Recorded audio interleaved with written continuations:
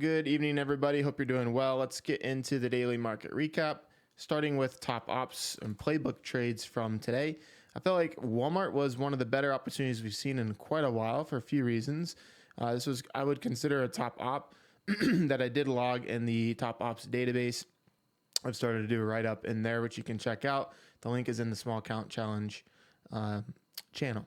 So the big picture on Walmart here is we have all-time highs, previous all-time highs at 105. We got close to testing that here in August and then briefly broke above. So official all-time highs about 106, but we created a pretty big wick here, rejected and turned lower. And price has just been kind of consolidating here, sideways leading into today.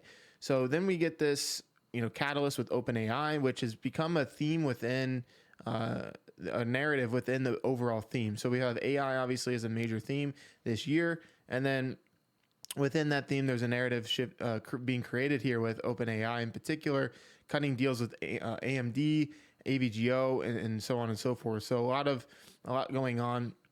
I put out a post earlier with some of the other deals that OpenAI has recently done. Now Walmart struck a deal with them, and we got this news in around the time we were prepping for the open. So not a lot of structure to trade the pre-market. So I didn't think that the opening drive was available, which, as you can see, didn't really do anything super clean here. Maybe a little bit of an aggressive give and go, but overall, not a whole lot to do here off the open. But once we see this hold structure really nicely and break above that opening high, that was an opportunity for an entry long into that previous all-time high area at 105.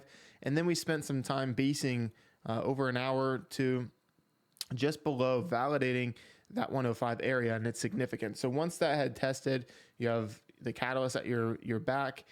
We broke out over that, and there's really you start to enter into price discovery, especially once you get over 106. And this is a good example of a momentum trade where you have a very defined key spot with a strong stock, and you're looking to just bar trail.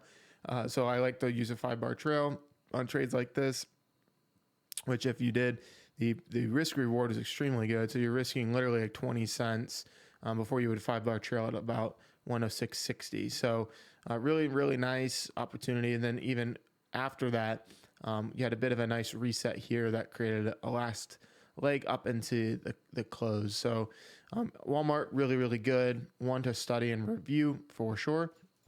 And then ASTS, not upset missing Walmart because I was focused on another very strong name and good stock selection with ASTS. So this one, a big picture is the reason for the selection. So I talked about this on the recap a little bit yesterday. And what stood out to me in particular is this slope. So we've not really stretched too much. And anytime you have a very strong sector or area of the market that is leading, a lot of people will, make the mistake of thinking, okay, this is up too much, so it needs to pull back. And, that can be true, but it's timing that is important when it comes to trading, right? That can be true 6 months from now. It could be true tomorrow. It could be true a year from now after these run another 1,000% or something, right? Anything is possible. And so, you have to be very cautious with that. And one of the key with that mindset, so one of the key things that you want to look for that is a sign of reversion is price getting a bit asymptotic. So if you see the slope accelerating very, very quickly, and the ranges start to expand, then that's a sign that you will likely get the rubber band to kind of stretch back. And we haven't seen that. So the point is we have a strong area of the market. The market volatility is present and very, is selling off, and this didn't really sell off, right? So you have what could be considered a risk on area of the market not selling, and then the market starts to bounce. What do you think is going to happen with leaders? Leaders are going to continue to do what they've been doing. OKLO is another great example of this. So that was the big picture reason for the selection. I still feel like this has room to go until you see bigger signs of a reversion, which we have yet to see. Going into today, looking for a way to get involved with the setup on the lower time frame, I basically just traded this red to green move. So we had this make a first move down at the open, and then a really nice turn here that trapped the pre-market lows. So you don't really have much structure. So opening drive's not really available. And then, and it's also more or less day 2 from yesterday or just technical. And on this red to green move, went long, We ended up dipping initially, which had me a little bit hesitant, but then buyers stepped in and reacted really nicely around the VWAP, and then we just continue to move higher. So this was a really, really good opportunity. If you missed the red to green move, I felt like this was another spot to get long, where this prior day high at 92 created some form of consolidation. You did have a excuse me, a decent sell here as well that got quickly bought back up. So this is just giving you confidence that buyers are staying in control. And then where do you have to go once you clear that? You're completely in price discovery, and the market is also heavily aligned, and you're aligned with a market leader. So I can't stress enough why this is important to align with the leaders in the market, because they're more likely going to see a bigger range than just a regular stock today. If you're just trading something random, the odds that you get kind of caught up in a mediocre move are much, much more elevated than if you stick with something that is leading and very strong in the market. All right, so that's ASTS. And then lastly, OKLO, I thought was very good. And if there's other setups, guys, that you felt were, playbook worthy, please let me know. We have this database that I fill out every day, regardless of if I took the trade or not, just as a way to build pattern recognition. So if you have seen a play, or even there's a concept play that might not be in my playbook, I'm more than happy to start tracking that in there so we can begin to monitor it. So OKLO, big picture, same kind of story as ASTS in terms of it staying very, very strong and kind of in control for buyers. This looks like it's set up for a nice run to 200, but yesterday created a really good opportunity. We capitalized on that trade with a nice win on options, but then today it also set up another op. So this one I called out but didn't take. We had a nice failed breakdown at this 161.41 level. So also a failed breakdown of the pre-market structure. And then once you put in a little bit of consolidation here, a break through and turn above the opening highs, I mentioned could see a very quick move, at least to the prior day high, which was 175.90, which, as you can see, perfectly tested here. We did respect that and sell a bit, but the dip was bought and we just got bought up to new highs. So again, when the market stays strong, something like ASTS, OKLO are going to be great selection for you to align with winners and really capture a lot more move than something else. All right, so that's our playbook trade review for the recap. Let's dive into the overall market. So S&P, we had a really eventful day, I would say. We managed to gap down about 60 points on more headlines, and this is something that we went into the week fully prepared for. We knew that this was going to be a volatile week and kind of all over the place with elevated headline risk. And the market gapped down 60 points, and we ultimately didn't quite test Friday's low, but got very, very close. I would consider that a test, and started to get a reaction to the upside. Now, this, I would argue, is a playbook trade from the gamma side, which we can, we'll go over a little bit more later once we get that playbook out for you. But a long story short, we held 65.51, put in essentially double bottom. We trapped this daily trend line and then recovered 6,600. So I felt like this was a very nice trade. We also, from a gamma perspective, we had supportive charm along with a very thin gamma exposure overall, which just gave this freedom to really just move. And you would expect to see that given the context of the market with the VIX elevated. You're going to expect to see a much wider range. So once we got over 6,600 after holding here, it's really as simple as shorts just being offsides here. You have a little bit of renewed interest from a buying the dip mindset, and also shorts getting caught offsides that may have been looking to catch this sell. And when you go into the lower time frame, this sell at the open, if you eliminate what actually happened today, you gap down 60 points and open up around 6,600 and just sell nearly 50 points direct. You can see how this holding would catch shorts offsides and lead to something like this, right? It's the extremes that are paying well in this market, and the fact that we were able to hold here just creates this kind of unwind of any kind of short in the short term, short-term traders especially, and then possibly, getting some renewed interest from people that are looking to buy the dip and catching deals. So that combination leads to these kinds of squeeze type scenarios, which I did think was, a good opportunity. And today I was just focused on keeping it simple with ASTS. All right. And then just, more technicals here. We pushed right up to this 66.77 level. So this is a level we have from the higher time frame. And pretty much the whole session at the end of the day, the back half of the session, we validated that level and couldn't break and hold above it. And then we got a tape bomb on soybean news out of the administration. So again, more ongoing tariff conversation and retaliation. Expect to continue to see a lot of that. That's not something I expect to change anytime soon. One special note on that, you have to know what market you're in. Make sure you're using stops. Make sure you're, positioning your risk appropriately. This is not an environment where you want to be exposed without stops or oversized, especially. This is, you have to be very tactical and nimble. Otherwise, you can get wiped out at any moment. So we got that headline. Overall, this dip got bought up for the most part. So we'll see what futures do. Tomorrow's a new day. Super important just to treat each day as a new day. Right now with the volatility, that's the luxury you get as a day trader. If you're not an active trader, then things might be a little bit different for you. But for us, actively managing money every day in the market, this is a great way to approach the volatility. It's just kind of less positions overnight and wait for good opportunities. I mean, the market has been dishing up incredible ops, honestly. I am somewhat surprised in many ways because of, I was expecting the market to be very difficult. And maybe you could argue that the actual market itself is. But we've got AVGO. We had Walmart today. We had AVGO breaking news, which was a really nice give and go yesterday. We've had AMD make some really big moves.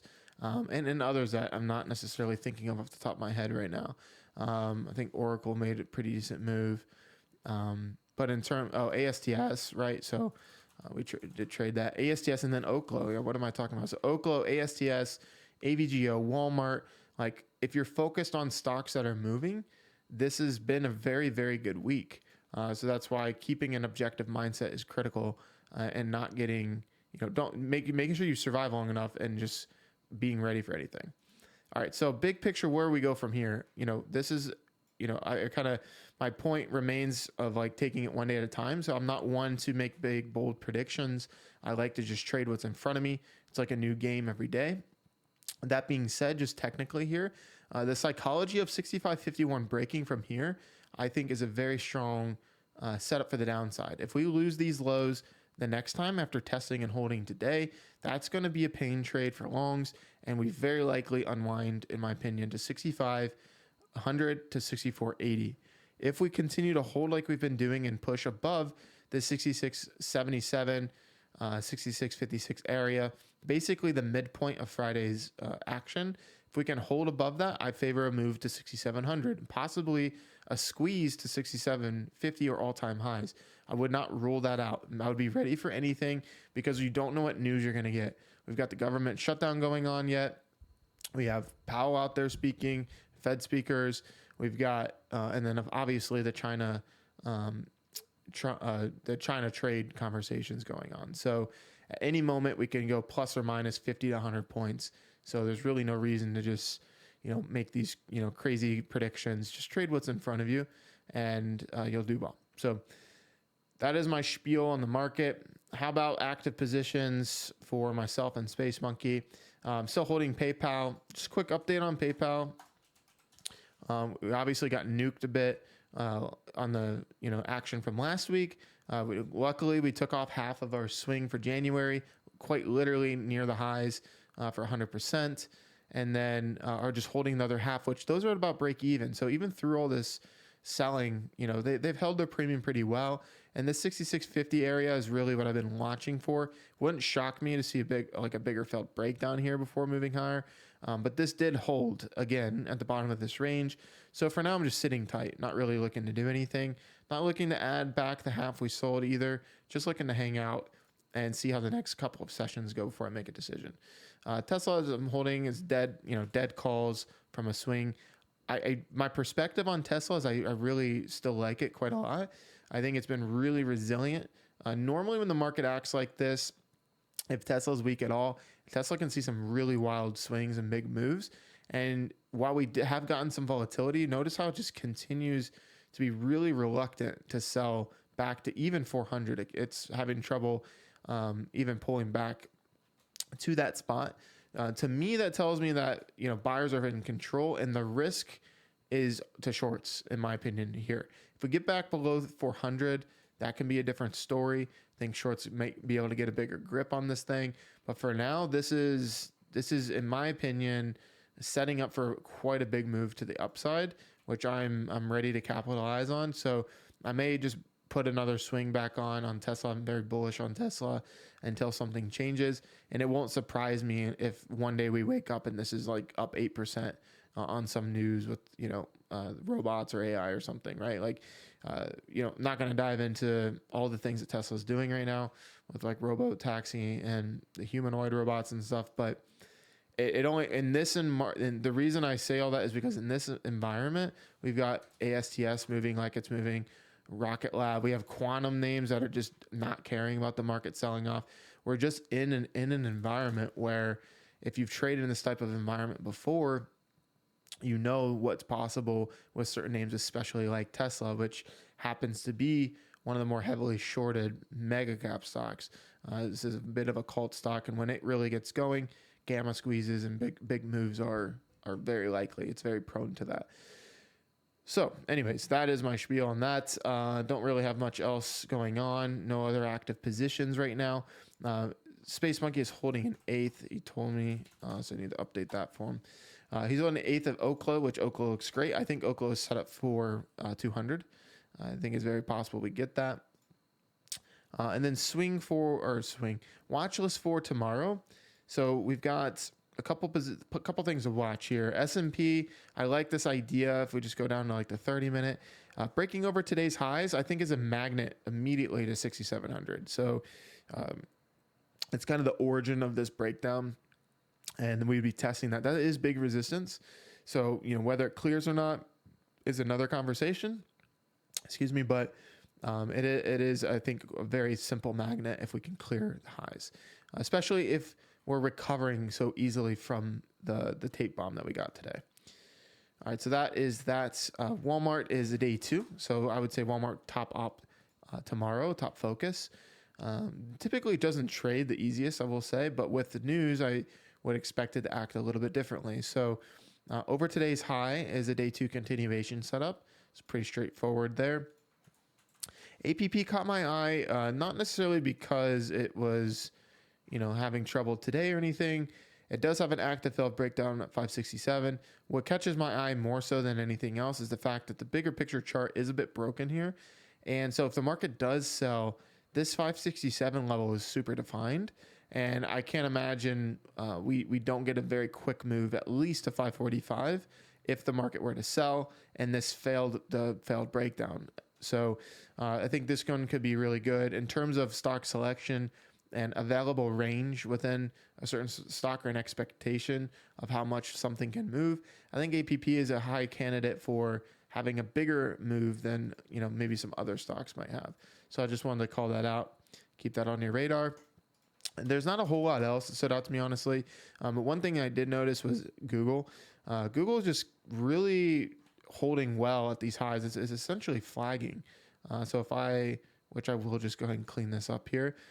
Google, let's go ahead and put this here, is basically just flagging up since this move, right? So, maybe you could make this a little bit cleaner here. All right, so we're just in a bull flag on the daily, and relative to other names, this is holding up pretty good. So it was very quick to bounce back higher. It's actually above Friday's high, Friday's high, following the sell-off compared to other names. So this is interesting. I don't love technical setups without recent catalysts and whatnot, but the relative strength stands out to me on this. So if we can manage to clear, I would say this 247, today's high is it's not perfect flag, but a break of this flag and resistance for move up to 251 and potentially all-time highs. So Google looking good. And then Netflix stood out to me, just kind of keeping it on radar. Not a whole lot to say other than the fact that this is respecting the trend line super well and resistance at 1234. So if we can manage to clear it, I would expect a bit of a breakout of this pattern that we have. All right. That's what I got for you today. I hope you all are doing well. If you're not, hang in there. I know the market is a bit volatile right now. I hope you're, gaining some value from what myself and Space Monkey and the analyst are doing. We've had a really good week as far as trading goes and alerts. So if you're not doing well, it's okay to take a step back, wait for the market to chill out a bit, and make sure you're asking questions and learning. This is not an easy job. It's one of the hardest, I would argue, in the world in terms of performance-oriented jobs. So you're not alone. If you need help, if you have questions, just need someone to chat with, feel free to shoot me a DM. So I'll leave you with that. Have you had a great rest of your night, and I'll see you all tomorrow.